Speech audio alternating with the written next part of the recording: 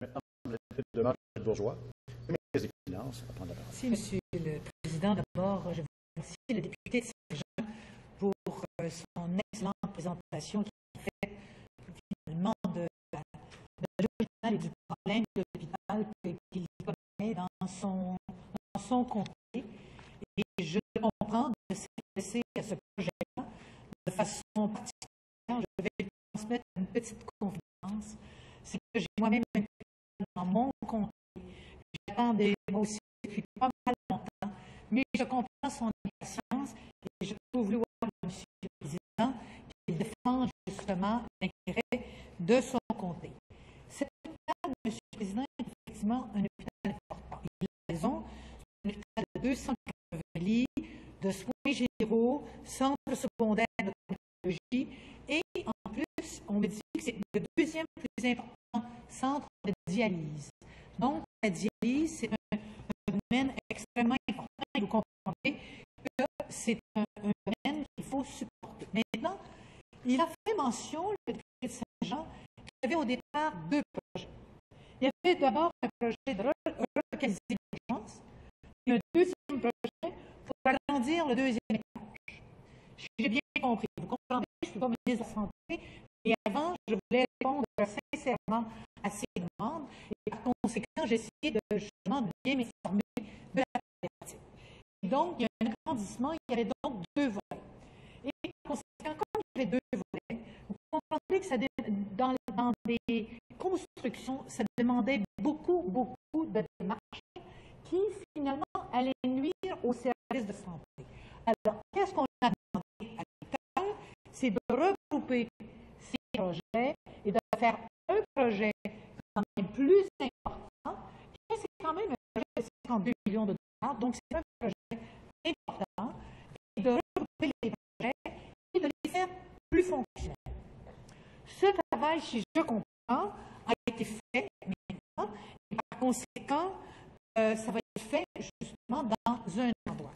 Donc, il vous comprend, Monsieur le Président, que tout ça n'est pas compris dans ce qu'on appelle le jargon le plan fonctionnel du travail. Le plan fonctionnel, pour expliquer aux gens, c'est finalement l'organisation intérieure de l'hôpital, comment ça allait fonctionner. Alors ça, c'était donc il a fallu refaire le travail pour être sûr qu'on va faire un étage supplémentaire au-dessus de l'urgence pour justement permettre un projet plus important, et donc que ce projet-là soit fusionné. Maintenant, il y avait un petit différent, parce que veut l'agence et que veut l'hôpital? Ils veulent prendre le budget des deux projets séparés et l'utiliser cet argent pour faire finalement, si ma mémoire est bonne, déménager l'encéphalographie, l'inhalothérapie, déménager également, j'essaie de me souvenir, là, il y a des volets qu'on voulait déménager. Donc, il y avait le sous-sol également qu'on voulait aménager beaucoup mieux. Alors, bien sûr, tout ça, Monsieur le Président, on est toujours impatient. On est toujours impatient d'avoir des réponses. Le député Saint-Jean a raison, finalement, de défendre son projet et bien sûr d'essayer de trouver des réponses. J'ai vérifié sûr avec mon collègue pour essayer de savoir quels seraient les genres d'échéanciers. On me dit que l'échéancier, c'est prochainement.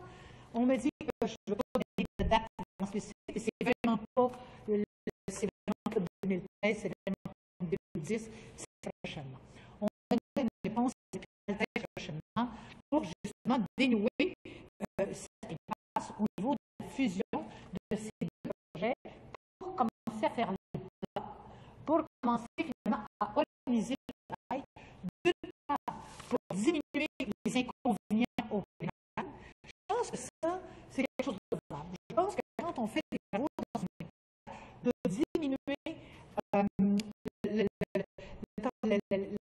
l'inconfort qui va être fait aux malades qui sont là, vous comprenez que je pense que c'est quelque chose qui devrait être pris en considération. Monsieur le Président, tout ça pour vous dire que la démarche est bien en selle. Je me suis assurée auprès du ministre de la Santé qu'effectivement, la démarche allait être examinée